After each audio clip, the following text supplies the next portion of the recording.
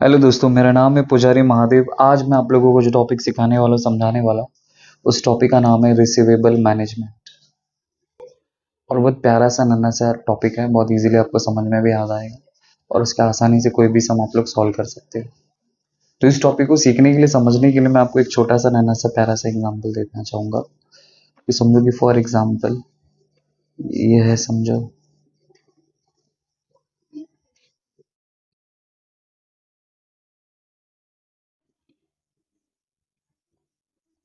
ये है, समझो मिस्टर ए। तो मिस्टर ए को जिंदगी में बहुत सारा पैसा कमाना है। और किसी भी इंसान को अगर जिंदगी में बहुत सारा पैसा कमाना है तो क्या करेगा? बिजनेस करेगा। और इंसान बिजनेस करके क्या कर सकता है? बहुत सारा पैसा कमा सकता है। तो मिस्टर ए ने सोचा कि मैं बिजनेस करूंगा और बहुत सारा पैसा कमाऊंगा। बट बिजनेस करते समय आपको इस बात का ख्याल रखना है, या फिर बिजनेस करते समय मिस्टर ए ने इस बात का ख्याल रखा कि मैं जब भी प्रोडक्ट को सेल करूंगा, जब कभी भी प्रोडक्ट को सेल करूंगा, तो सेल करते समय मेरे पास दो ऑप्शन होगा। या तो मैं कैश बेसिस पे सेल कर सकता हूँ, या तो मैं क्रेडिट बेसिस पे सेल कर सकता हूँ। तो कैश बेसिस का मतलब क्या हुआ कि आपने कोई प्रोडक्ट को सेल किया और ऑन द स्पॉट आपको कैश मिल गया। मतलब समझो कि फॉर एग्जाम्पल इसने, समझो कि टीवी का बिजनेस शुरू किया, तो इसने 1000 टीवी सेल किया, समझो 10 रुपीज के हिसाब से। तो इन शॉर्ट इसको ऑन द स्पॉट कितना पैसा मिल जाएगा? 10,000 रुपीज। तो इसका हो गया एक कैश सेल्स। तो अगर समझो कि मिस्टर ए ये सोचता है कि मैं जो बिजनेस करूंगा वो सिर्फ और सिर्फ कैश बेसिस पे बिजनेस करूंगा, तो इसका जो प्रॉफिट होगा ना, इसका जो प्रॉफिट होगा वो प्रॉफिट एकदम लिमिटेड होगा। क्योंकि खरीदने वाले जो लोग रहते हैं ना मार्केट में, वो कैश में भी रहते हैं और क्रेडिट पे भी रहते हैं। क्रेडिट का मतलब आप लोग ईएमआई समझ सकते हैं, समझो ऐसा ऑप्शन। तो अगर आपको अपने बिजनेस का प्रॉफिट को इंक्रीज करना है, अगर आपके बिजनेस को प्रॉफिट को अगर इंक्रीज करना होगा, तो आपको क्या करना पड़ेगा? कैश के साथ में आपको क्रेडिट सेल्स भी करना पड़ेगा। जब आप दोनों टाइप का सेल करोगे तो इस केस में क्या होगा मालूम है? कि आपका सेल्स इंक्रीज हो जाएगा। और अगर आपका सेल्स इंक्रीज हो जाएगा तो ऑटोमेटिकली आपका प्रॉफिट इंक्रीज हो जाएगा।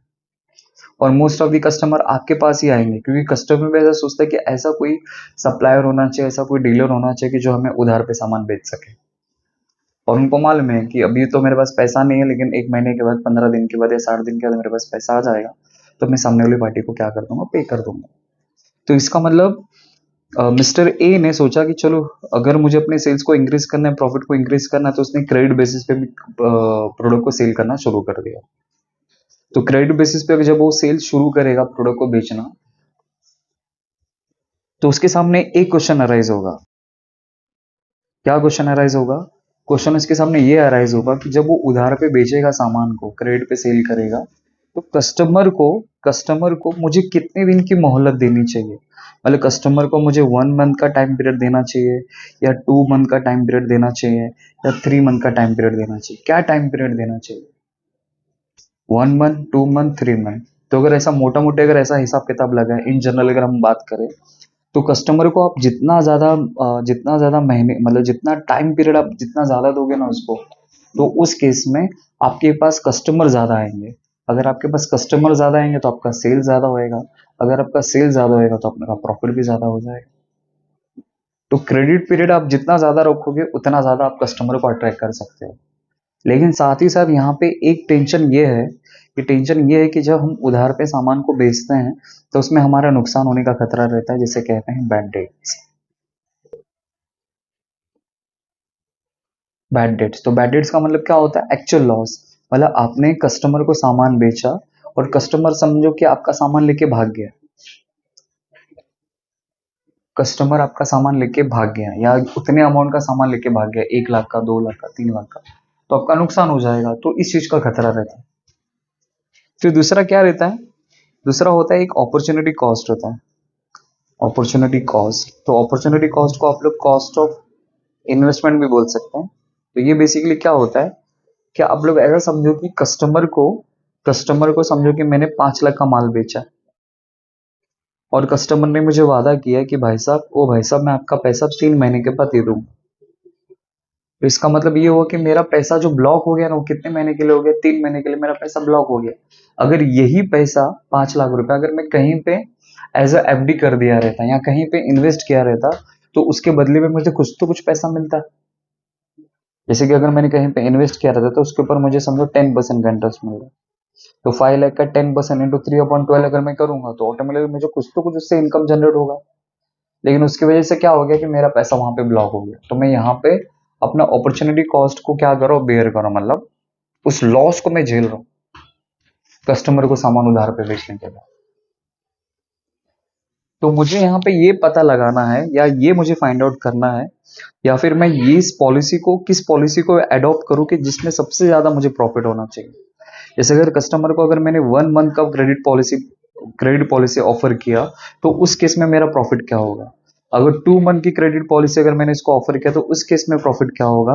अगर 3 मंथ की क्रेडिट पॉलिसी ऑफर करूंगा तो उस केस में प्रॉफिट क्या होगा। तो सबसे ज्यादा जिसमें प्रॉफिट होगा ना, वो क्रेडिट पॉलिसी हम लोग क्या करेंगे, अडॉप्ट कर लेंगे। तो किस केस में मुझे सबसे ज्यादा प्रॉफिट होगा, वो मुझे यहाँ पे क्या करना है, पता लगाना है। तो एक सिस्टमेटिक फॉर्मेट इसका बनाया गया, टेक्निक बनाया गया, उसका इस्तेमाल करके हम लोग आसानी से पता लगा सकते हैं कि भाई हमें कस्टमर को कितने टाइम पीरियड की मोहलत देनी चाहिए, उस केस में सबसे ज्यादा हमें प्रॉफिट होना चाहिए। तो ये टॉपिक वही सिखाता है जिसका नाम है रिसीवेबल मैनेजमेंट। मतलब मुझे अपने रिसीवेबल को कैसे मैनेज करना है ताकि मुझे ज्यादा से ज्यादा प्रॉफिट होना चाहिए और मेरा कॉस्ट कम से कम लगना चाहिए। तो ये टॉपिक ये आपको समझाएगा, बताएगा। ठीक है। तो इस टॉपिक को सीखने के लिए, समझने के लिए आपको क्या करना पड़ेगा, इसके सम को सॉल्व करने के लिए आपको एक इनकम स्टेटमेंट बनाना पड़ेगा, और बहुत इजी है इनकम स्टेटमेंट, ताकि उसके बेसिस पे हम लोग प्रॉफिट और लॉस पता लगा सके। तो इनकम स्टेटमेंट हम लोग कैसे प्रिपेयर करेंगे, समझिए आपका सीरियल नंबर, पर्टिकुलर्स, पर्टिकुलर्स, और ये मेरा रुपीज।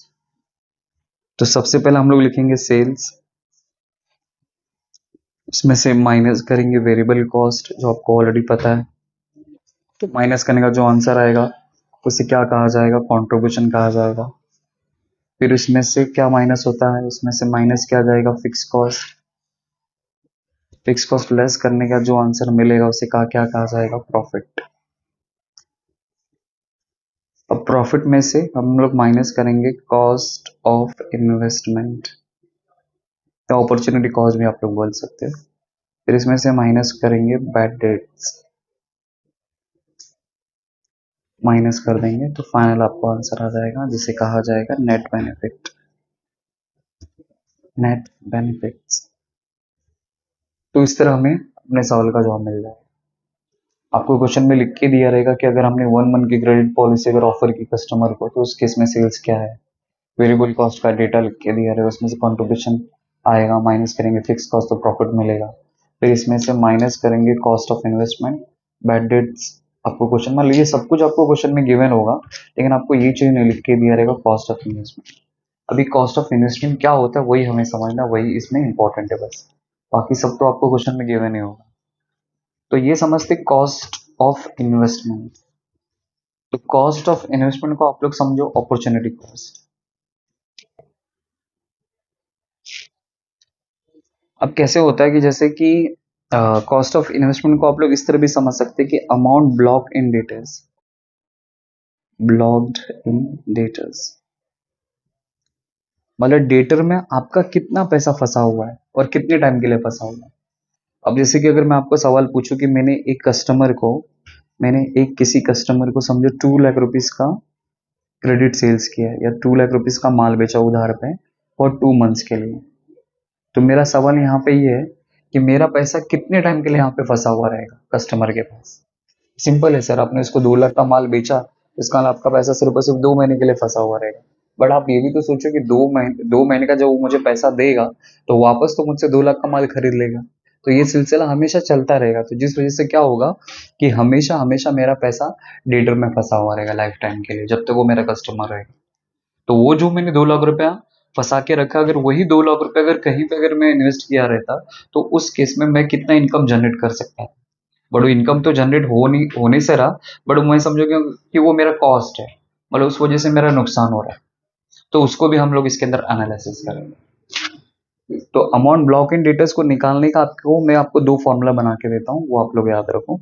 अगर क्वेश्चन में आपको variable cost plus fix cost, अगर ये दोनों डेटा अगर आपको लिख के दिया रहेगा, वेरिएबल कॉस्ट और फिक्स कॉस्ट अगर ये दोनों डेटा लिख के दिया रहेगा, तो उस केस में कॉस्ट ऑफ इन्वेस्टमेंट हम लोग कैसे निकालेंगे? तो उसका फॉर्मूला आप लोग याद रखो, total cost into collection period, collection period divided by, अगर क्वेश्चन में अगर आपको डेज में डेटा लिख के दिया रहेगा तो 365 डेज लेंगे, मंथ्स में लिख के दिया रहेगा तो 12 मंथ्स लेंगे, into required rate of return. मतलब रिक्वायर्ड रेट ऑफ रिटर्न का मतलब होता है कि आपको रेट ऑफ इंटरेस्ट आपको क्वेश्चन में लिख के दिया रहेगा 5%, 10%, 20%, बस ये अप्लाई कर देना, आपको आपके सवाल का जवाब मिल जाएगा।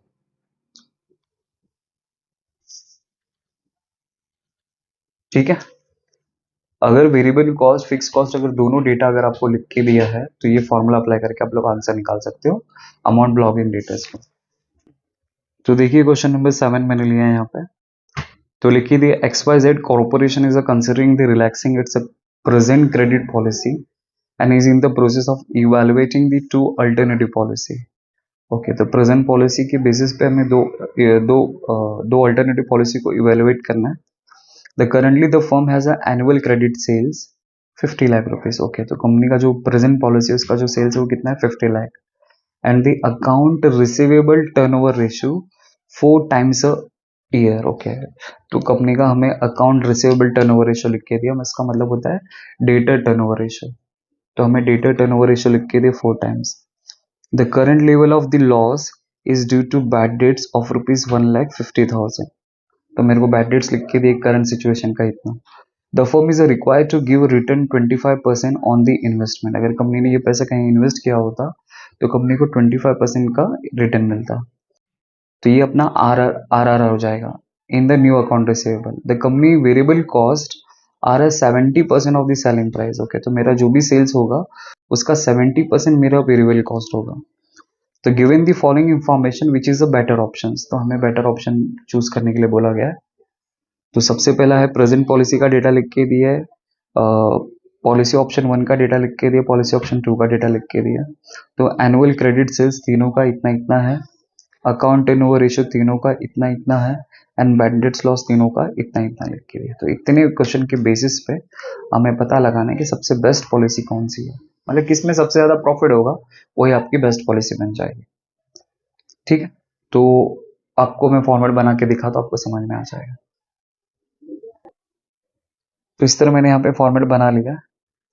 तो in the books of XYZ corporation evaluating of credit policy, serial number, particulars, present policy, policy option 1, policy option 2। तो यहाँ पे अपना प्रपोज पॉलिसी और ये अपना प्रेजेंट पॉलिसी। तो हमें प्रेजेंट पॉलिसी का सेल्स लिख के दिया 50 लैक्स, तो हमने 50 लैक्स लिख दिया। वेरिएबल कॉस्ट बोला 70% ऑफ ऑन सेल्स, तो मेरा सेल्स का 70% अगर मैं निकालूंगा तो मेरा वेरिएबल कॉस्ट आ जाएगा 35 लैक्स। यहाँ पे लिख दूंगा, तो 50 लैक्स में से 35 लाख अगर मैं सब्सट्रैक्ट करूंगा तो कॉन्ट्रीब्यूशन आ जाएगा 15 लाख। क्वेश्चन में कहीं पे भी फिक्स कॉस्ट के बारे में नहीं लिख के दिया है, इसलिए डैश हो जाएगा, तो मेरा प्रॉफिट कितना आ जाएगा? 15 लाख। अब मुझे क्या निकालना है? कॉस्ट ऑफ इन्वेस्टमेंट निकालना है। तो कॉस्ट ऑफ इन्वेस्टमेंट को निकालने के लिए आपको वर्किंग नोट करना पड़ेगा। तो हम लोग पता लगाएंगे कॉस्ट ऑफ इन्वेस्टमेंट। तो कॉस्ट ऑफ इन्वेस्टमेंट को निकालने का फॉर्मूला मैंने आपको क्या लिख के दिया? Total cost. तो टोटल कॉस्ट में fixed cost plus variable cost, दोनों कॉस्ट को कंसिडर किया जाता है। बट ये वाली कॉस्ट में तो हम लोग को फिक्स कॉस्ट नहीं लिख के दिया, सिर्फ और सिर्फ वेरिएबल कॉस्ट लिख के दिया, तो वेरिएबल कॉस्ट के बेसिस पर निकालेंगे। तो अगर मैं आपको दिखाऊं तो वेरिएबल कॉस्ट में कितना लिख के दिया? 35 लैक्स। फिक्स कॉस्ट तो है नहीं, तो मैं यहाँ पे क्या करूंगा? 35 लैक्स इंटू कलेक्शन पीरियड। तो हमें क्वेश्चन में कलेक्शन पीरियड नहीं लिख के दिया, तो कलेक्शन पीरियड को निकालने का मैंने भी आपको फॉर्मूला लिख के दिया, वो आप लोग फॉलो करेंगे। फॉर्मूला है 12 divide by debtor turnover ratio. तो मुझे तो 12 तो लिख के दिया है प्रेजेंट पॉलिसी का, divide by dated turnover ratio अगर मैं आपको दिखाऊं तो इसमें आपको देखो डेटेड टर्नओवर रेशियो 4 टाइम्स लिख के दिया। The account receivable turnover ratio कितना लिख के दिया? 4 टाइम्स। तो मैं यहाँ पे 4 लिख दूंगा। तो डिवाइड करूंगा तो मेरा आंसर आ जाएगा 3 मंथ्स। मतलब मैंने कस्टमर को 3 मंथ्स का टाइम पीरियड दिया, डिवाइड बाय यहाँ पे लिखा नहीं 12, 3 मंथ्स है इसलिए 3 डिवाइड बाय 12 किया, into required rate of return question में हमें लिख के दिए 25%, और इसको सॉल्व करेंगे हमारा पहला आंसर आ जाएगा। तो 35 lakh into 3 divide by 12 into 25%, तो आता है 2,18,750। तो ये मेरा आ जाएगा, तो ये जो आंसर है इसको मैं वहाँ पे कॉपी कर लूंगा, 2,18,750। अब इसमें से माइनस करेंगे बैड डेट्स, तो हमने क्वेश्चन में बैड डेट्स तो लिख के दिए 75,000, आपको दिखा देता हूँ यहाँ पे। बैड डेट्स है 75,000 and required rate of return लिख के दे देखो यहाँ पे 25%, 75,000। तो इसमें से माइनस कर दूंगा 75,000, तो फाइनल आंसर आ जाएगा। तो 15 लाख में से माइनस करूंगा 2,18,750 माइनस 25,000, तो आएगा 12,06,250। अब नाउ ऑप्शन 1, तो ऑप्शन 1 में हमें सेल्स लिख के दिया है, सॉरी यार क्वेश्चन ही गलत भी बता दे, हीरो होंडा कौन सा था,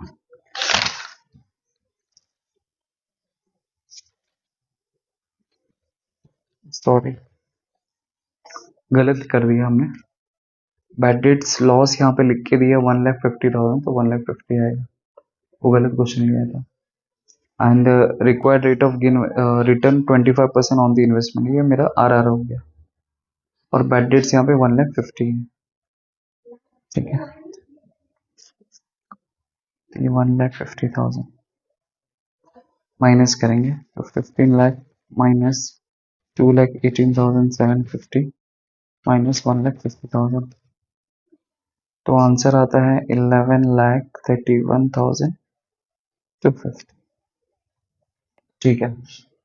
नाउ ऑप्शन 1, तो ऑप्शन 1 का हमें सेल्स कितना लिख के दिया है, तो आपको दिखा दूं यहाँ पे। तो ऑप्शन पॉलिसी ऑप्शन 1 में मेरे को सेल्स देखो यहाँ पे 60 लैक्स नजर आ रहा है, तो मैं यहाँ पे 60 लैक्स लिख दूंगा, माइनस वेरिएबल कॉस्ट, तो वेरिएबल कॉस्ट मेरा 70% है, तो ये 60 लाख का 70% निकालूंगा, तो 60 लाख का 70% अगर मैं निकालता हूँ तो आता है 42 लैक्स, कैलसी पे कर लेना वही आएगा। अब इसमें इसको माइनस करूंगा तो ये मेरा आ जाएगा 18 लैक्स। क्वेश्चन में तो फिक्स कॉस्ट नहीं लिख के दी है, इसलिए मेरा प्रॉफिट भी आ जाएगा 18 लैक्स। अब इस 18 लाख में से कॉस्ट ऑफ इन्वेस्टमेंट निकालूंगा, तो वही सेम फॉर्मूला जो मैंने यहाँ पे लिखा है। तो ऑप्शन 1 का टोटल कॉस्ट, तो टोटल कॉस्ट तो नहीं है लेकिन वेरिएबल कॉस्ट है, तो वेरिएबल कॉस्ट कितना है 42 लैक्स, तो मैं यहाँ पे लिख दूंगा 42 लैक्स इनटू कलेक्शन पीरियड, तो क्वेश्चन में कलेक्शन पीरियड नहीं लिख के तो निकालना पड़ेगा ये अप्लाई करके, तो ऑप्शन 1 का तो फॉर्मूला तो वही है अपना, मैं यहाँ पे लिखूंगा 12 अपॉन डेटेड टर्नओवर रेशियो, हमें क्वेश्चन में क्या लिख के दिया देख लो यहाँ पे, तो अकाउंट रिसीवेबल टर्नओवर रेशियो मतलब डेटेड टर्नओवर रेशियो, यहाँ पे ऑप्शन 1 का कितना लिख के दिया 3 टाइम्स, तो यहाँ पे मैं 3 लिख दूंगा, इसको डिवाइड करूंगा तो ये 4 मंथ्स आ जाएगा, 4 मंथ्स, तो मेरा कलेक्शन पीरियड 4 हो गया, डिवाइड बाय 12 हो गया, into required rate of return में कितना अप्लाई करूंगा 25%, बस अप्लाई कर दो आपका आंसर आ जाएगा। तो 42 lakhs into 42 lakhs into 4 divide by 12 into 25%, तो ये आ जाएगा 3,50,000, 3,50,000 मैं यहाँ पे लिख दूंगा, माइनस बैड डेट्स, तो क्वेश्चन में हमें बैड डेट्स लिख के दिए 3 लाख, दिखा देता आपको बैड डेट्स 3 लाख, देखो यहाँ पे क्वेश्चन में आपको बैड डेट्स लॉसेस लिख के दिए 3 लाख रुपीज, 3 लाख मैंने यहाँ पे लिख दिया। अब इसमें से माइनस करो तो आपका आंसर आएगा, तो 18 लाख माइनस 3,50,000 माइनस 3 लाख, तो आंसर मेरा आएगा 11,50,000। ये हो गया दूसरा आंसर। Now next option 2। तो ऑप्शन 2 का सेल्स मुझे लिख के दिया है 67,50,000। सीधा सीधा लिख के दिया, कुछ करने के लिए बोला नहीं, कुछ कम ज्यादा दिखा देता हूँ आपको। देखो, annually credit sale 67,50,000। Variable cost क्या बोला, 70%। तो जो आपका सेल्स रहेगा उसका 70% आपको निकालना है। तो 67,50,000 का 70% अगर मैं निकालता हूँ तो 47,25,000 आएगा। 47,25,000 इसमें से माइनस कर दूंगा 67,50,000 तो आता है 20,25,000। 20,25,000 फिक्स कॉस्ट तो है नहीं, तो एज इट इज वही आंसर आने वाला है 20,25,000। अब इसमें से माइनस करूंगा कॉस्ट ऑफ इन्वेस्टमेंट, तो उसको निकालने का फॉर्मूला वही है। तो फिक्स कॉस्ट तो नहीं मेरे पास, लेकिन वेरिएबल कॉस्ट है। तो वेरिएबल कॉस्ट कितना है मेरा, देखो यहाँ पे 47,25,000। तो वेरिएबल कॉस्ट हमें यहाँ पे लिख के दिया 47। तो 47,25,000 मैं यहाँ पे लिख दूंगा 47,25,000 इंटू कलेक्शन पीरियड। तो इसका भी कलेक्शन पीरियड निकालना पड़ेगा, 2 का भी। तो फॉर्मूला वही है 12 डिवाइडेड बाय, इसमें आएगा 2.4 लिख के दिया है, डिवाइडेड बाय 2.4। तो मेरा आंसर आता है 5 मंथ्स। आपको दिखा देता है कि 2.4 कहाँ से आया। तो account receivable turnover ratio 2.4, 2.4 divide by 12 सिर्फ 5 है। ये 5 जो है 5 मंथ्स का मैं लिखना है। 5 into required rate of return is 25%। तो how much amount we will get 47,25,000 5,000 into 5 upon 12 into 25%। आता है 4,92,188। 4,92,187.5। तो पॉइंट का 5 या 5 से बड़ा नंबर रहेगा तो एक नंबर बढ़ा दिया मैंने, तो मैंने यहाँ पे आंसर लिखा 4,92,188। बस हम इसको रख देते हैं। तो आंसर आएगा 4,92,188। बैड डेट्स मुझे क्वेश्चन में लिख के दिया है 4,50,000। 4,50,000 बस माइनस कर दूंगा आंसर। आपको दिखा देता हूँ बैड डेट्स 4,50,000 कितना है। ये देखो बैड डेट्स आपको 4,50,000 नजर आ रहा है, बस माइनस करूंगा आंसर आ जाएगा। तो 20,25,000 माइनस 20,25,000 माइनस 4,92,188 माइनस 1,50,000। आंसर आता है 10,82,812। बस अभी तीनों के प्रॉफिट को कंपेयर कर लो, नेट बेनिफिट। इसका 11 लाख है, इसका 11,50,000, इसका 11,31 है, 11,50 है। जो मतलब हाईएस्ट प्रॉफिट किसके अंदर है यहाँ पे, तो ये हमारा मोर प्रॉफिटेबल पॉलिसी है, जिस वजह से इसको चूज करेंगे हम। बस हो गया। आप लोग इसके बाद वाले स्टेप भी करना चाहे तो कर निकल सकते, लेकिन आंसर तो यही आने वाला है। बस हो गया। इस तरह आपको सम को सॉल्व करना है, बस कुछ नहीं, बस आपको पता होना चाहिए कि किसके अंदर किसको क्या माइनस करना है और किस तरह वैल्यू चीजों को फाइंड आउट करना है। बस अगर ये पता चल गया तो आप लोग इजीली कोई भी आंसर निकाल सकते हो। ठीक है, आई होप आपको समझ आ रहेगा। Thank you.